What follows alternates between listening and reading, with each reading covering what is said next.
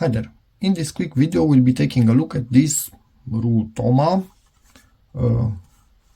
double socket, power strip, power socket. I have no clue how it's actually called when it's in a combined manner like this without any sort of cable, from Temu that my brother-in-law got.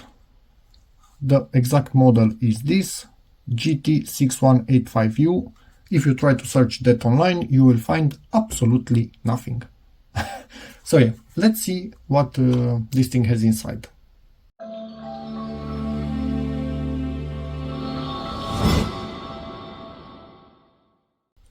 Initially, it seems like it cannot be open, but actually, I think these little thingies are rubber plugs. So I'm going to try and get them out and see what kind of screws, if any, are under them. And I wonder why they went to the trouble of putting this in.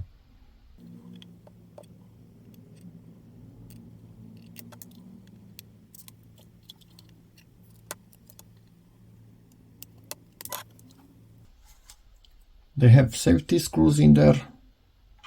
I have the antidote for that. Let's see. Yeah, we can undo them quite easily. I wonder what are they hiding that well inside.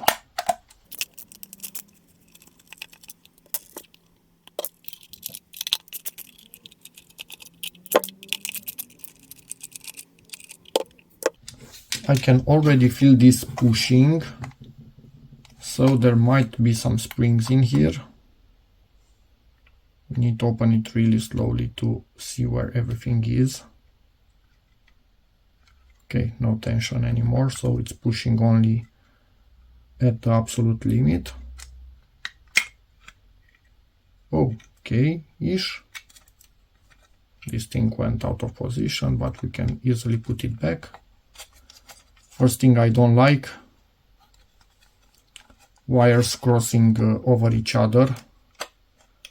This I'm not happy about at all. So we have the neutral wire, which is soldered, not spot welded, so in case of overheating it will get unsoldered. This one, the live wire, is also soldered, and just look at this. So this went out of its position. It's normally pressing directly on this wire. So all that stands between normal functioning and a short is the fact that this has a tiny insulation on it. Also ground is soldered. Again, as far as I know, you kind of need to spot weld or crimp ground to have proper construction. Maybe I'm wrong. Hopefully I'm wrong. But anyway, yeah, they do have the standard child protection, which is nice. And here the electronics itself. Are we able to lift that up, or is it glued in there? Wires seem to come on the side. Let's see what type of wires. Silicone wires, so that's actually quite nice. It's good that they use silicone wires here, because as you can see they are kind of pressing them against the PCB, which isn't that great, but it is what it is. Will it come out or will it not come out? And it came out. It was kind of stuck in there. Wires are decently long, so that's a bonus. But what do we see here? First thing, I'm not seeing any fuse. So one wire goes directly. Let me zoom on it for you. So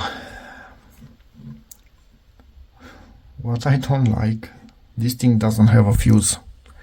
This has a resistor as a fuse. If you want, here are the colors on it, so have fun deciphering what's the value. But look at this. If I'm not mistaken, this writes FR1, but it's mirrored. Why did they mirror the writing only on this fuse? Everything else you can see it. It's camera focus. It's normal text, but in here Is it fused resistor 1? That's, nah, I don't like that. In the previous device that I opened from Temu, at least it was a proper fast acting fuse. This one resistorless fuse. Capacitor 6.8 micro at 400 volts, so at least the voltage rating is okay. Then it seems we have high voltage part of it, mains part, quite well insulated from the low voltage part, much better insulated than the previous Temu device. It will be linked in the description. That one wasn't insulated almost at all. It was 1 point something millimeters distance, so really bad. This one has nice insulation on both sides. Obviously we have the transformer, which has the mains part of it, and also here has some thin wires, so they are also doing something with mains, and the secondary part of it, which is low voltage, and it has this little leg that jumps it over that no-go zone, which is good, but you are trusting the internals of this to not fail in a way that mains can get into secondary. So you are trusting its build quality, but yeah, I don't think you can do much about that in other devices also. And we have here a Y capacitor, which is going from here, this little leg, and if you look here, some vias, and the vias are right here on the bridge rectifier. So this is mains after it's rectified, some sort of DC, but not very nice DC, and can jump across this little filtering cap right into the ground of the USBs. If this fails as a Y capacitor and it fails closed, this will give you mains on the ground of the USB, which is not fun at all. So I wouldn't really touch a phone while it's charging, just in case this fails and decides to give you mains. But most Chinese devices, I forgot to check this in the previous one that I opened, use this construction. So yeah, it is what it is. The only trouble part is that it's not a ground like you would have a ground right here. So if it touches this one and you have a differential fuse in your house, it instantly shuts off the power. This doesn't do that. But normally maybe through this cap it gets here, but it's after this rectifier bridge. I don't know if it will trip the RCD if this gets live. I'm not sure about that.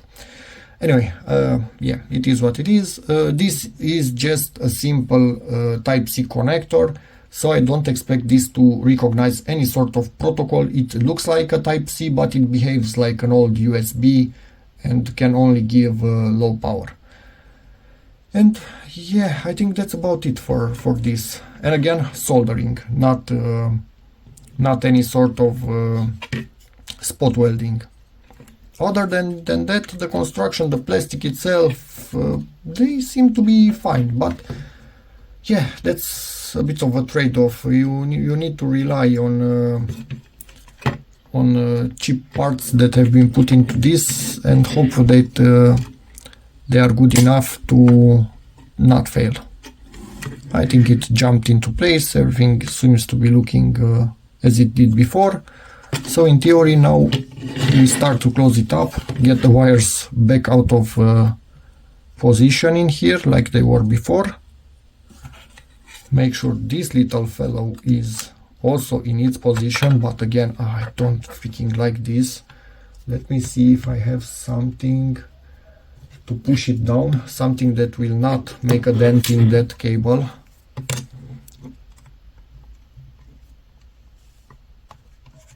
Yeah, quite a stubborn wire. I don't want it close to this one. Neutral cross to ground isn't a tragedy, but then again, if you plug this in reverse in your socket, and my phone stopped recording because its memory got full, so there's that. Yeah, so again, as I was saying, sorry about that, if you plug in this the other way around, neutral and live change between themselves, so yeah, It is what it is, but at least I got it away from sharp edges, because these are sharp. But yeah, so not the safest thing in the world, and I especially don't like the fact that it doesn't have a proper fuse. A resistor will blow, but it's not going to blow as fast as a fuse, no matter how you put that. So yeah, it is what it is. Now let's get this thing. How are they connected? I'm looking in here.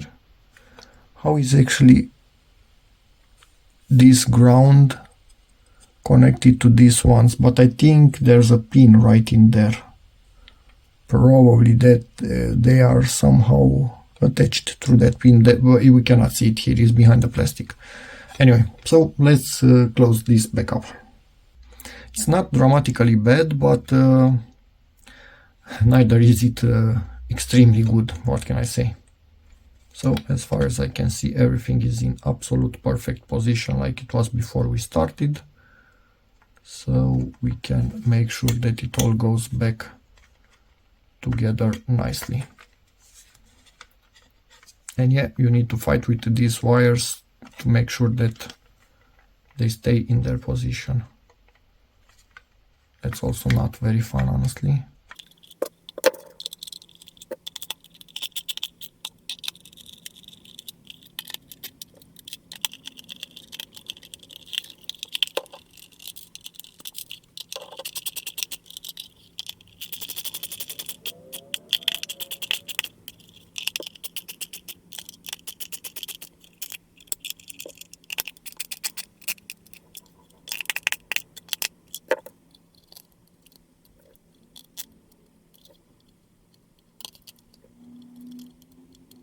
Let's do a power test. Actually, first time, you know what? Let me try a protocol test, although I don't think we will get anything.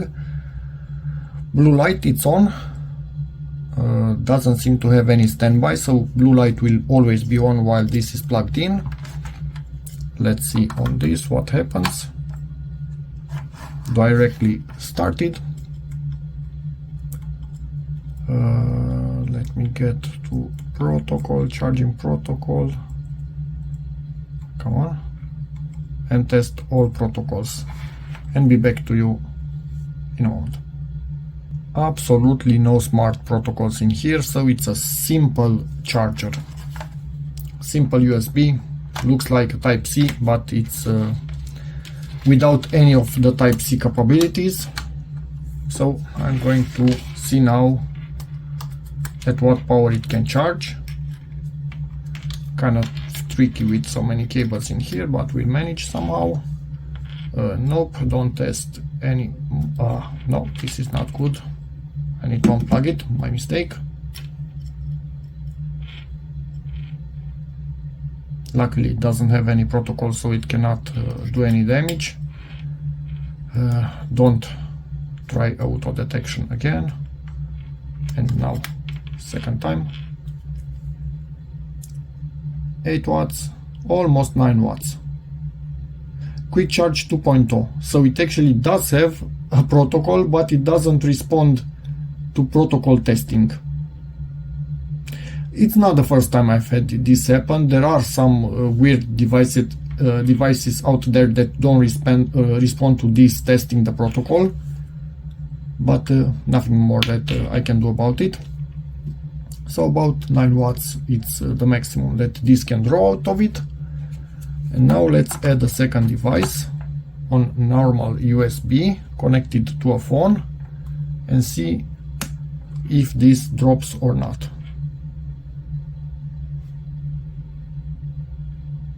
Dropped a tiny bit. No, still 9 watts. Let's see what this is doing. So 4.85, 5.15 volts, 0.65 amps. I will write on screen what it's doing. So presumably it's giving the rest of its power up to the 12 watts. It's giving it on this. So this USB Type-C, it's giving about 9 watts, and the rest of about 3 watts more or less are going in there on standard USB. So yeah, actually this does have a protocol. It's quick charge 2.0. Yeah, kind of old, kind of weak, but yeah, still better than nothing, I can say that for sure. And the voltage in here, it's not dropping too much, so it can actually keep the 5 volts. It's even a bit over the 5 volts, but not that much that it actually matters in any bad way. Yeah, okay. In terms of voltage and power, it kind of does what it says it does, so no issue whatsoever. I just wish it had a proper fuse. If anybody in the comment section knows how safe is to have a resistor instead of a fuse, please tell us, but I don't feel that safe with it there. So yeah, that's about that for this video. So this thingy, some good things, some bad things, you decide if you take the risk of having it plugged in. And it's a bit warm already. Yeah, it is a bit warm in this area already. That's actually weird. Normally it takes way more for stuff to get a bit warm, but I can already feel this a tiny bit warm, so don't get me wrong, it's not hot, it's just a tiny bit warm, but it's extremely fast since we just started. Whatever. Holding strong current, voltage, and also power in here, so yeah, that's decent, but it's your decision if you trust it or not at the end of the day. So hope this video helps you in any way, in which case please give it a like, check out my other videos, and as always, see you in the next one. Bye.